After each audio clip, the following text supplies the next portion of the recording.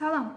Lənkəran rayon Yuxarı Nüvədik kənd Mais Mirzəcanov adına tam orta təhsil məktəbinin radio qovşağı sizinlədir. Yeni ayın yeni həftəsində hər birinizi xoş gördük. Aparıcınız mən 9 sinif şagirdi Həsənzadə Nərmin.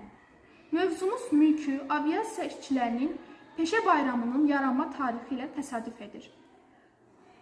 Prezident İlham Əliyevin 2006-cı il 18 mart tarixli sərəncamı ilə hər il iyunun 2-si ölkəmizdə mülki aviasiya işçilərinin peşə bayramı günü kimi qeyd edilir. Məhz 1938-ci il iyunun 2-sində Azərbaycanda mülki aviasiyanın təməlini qoymuş ilk aviasiya qrupunun yaradıldığı gündür. Azərbaycan mülki aviasiyanın tarixini bir neçə mərhələyə bölmək olar. İlk mərhələdə Bakıdan Moskva, Xarkov, Tbilisi, Həştərxan şəhərlərinə hava xəttləri açılıb. Sərnişinlərin və poçtun təyyarə ilə daşınmasının təməli qoyulub. 1970-1980-ci illər ölkədaxili hava xəttlərinin inkişaf mərhələsi olub. Məhz bu dövrdə Gəncə, Yevlax, Naftalan, Naxçıvan, Zaqatala, Lənkəran, Ağdam, Ağstafa və Şəki şəhərlərində aeroportlar tikilib, paytaxt Bakı ilə bu şəhərlər arasında hava əlaqəsi yaradılıb.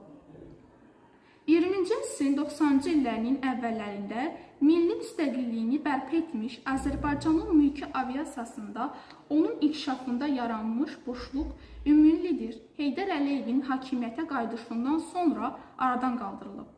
Ulu Öndərin imzaladığı sərəncamlar və qəbul etdiyi qərarlar aviasiya tarixində yeni mərhələ açıb. Onun yeni sürətlə inkişaf dövrü başlanıb.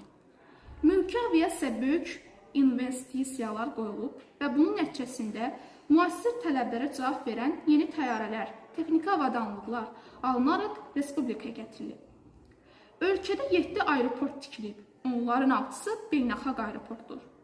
Avropa ilə Asiya arasında hava nəqliyyatında mühüm məntəqələrdən olan Bakıda müasir beynəlxalq aerovağzal kompleksi də məhz Ulu Öndər Heydər Əliyevin təşəbbüsü və fövqəladə səylər nəticəsində 1999-cu il öz qapılarını dünyaya açıb.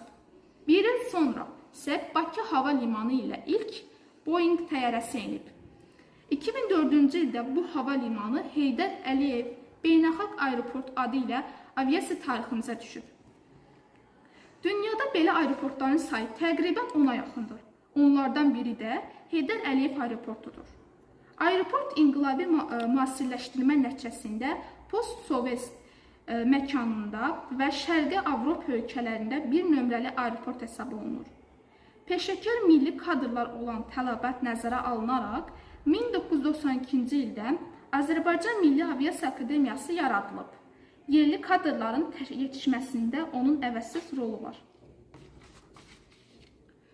Mülki aviasiyanın yenidən qurulması layihələri üzrə Naxçıvan Beynəlxalq Hava Limanı, Zabrat Hava Limanında yeni aerovağzal binası, Qəbələ, Lənkəran, Zaqatala hava limanları, Gəncə Beynəlxalq Hava Limanı tikilib, başa çatdırılıb və sərnişinlərin istifadəsinə verilib. Dövlət Mülki Aviasiya Agentliyi Azərbaycanda mülki aviasiya sahəsində nəzarəti, dövlət siyasətini həyata keçirən və tənzimləyən mərkəzi icra orqanıdır.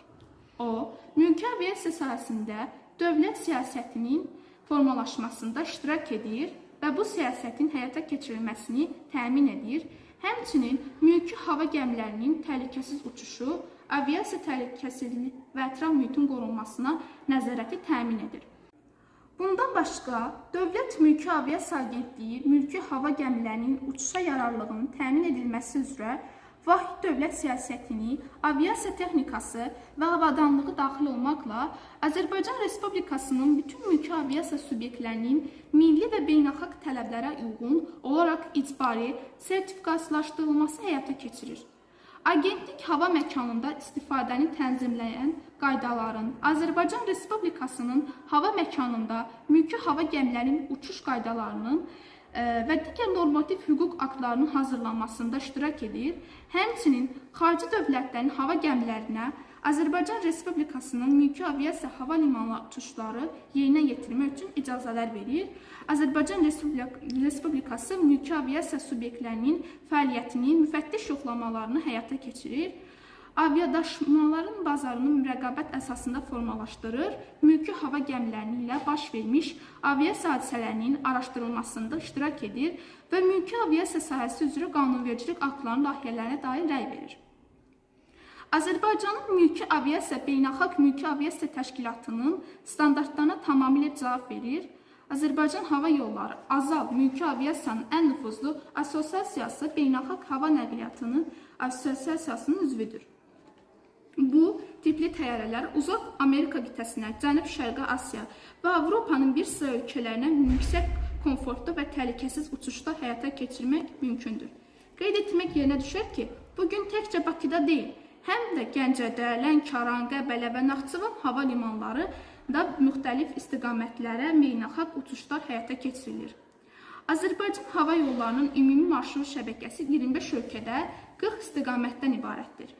Nəhəng aviaşirkətə çevrilmiş Azal həm regionda, həm MBD-də məkanında yeni avialaynerlər sayına görə liderlərdən biridir. Sonunda biz də öz növbəmizdə kollektivimizin adından mülki aviasiya işçilərinin peşə bayramı münasibətilə təbrik edir, gələcək fəaliyyətlərində uğurlar diləyirik. Növbəti radio efirlərdə görüşəndək. Sağ olun, salamat qalın.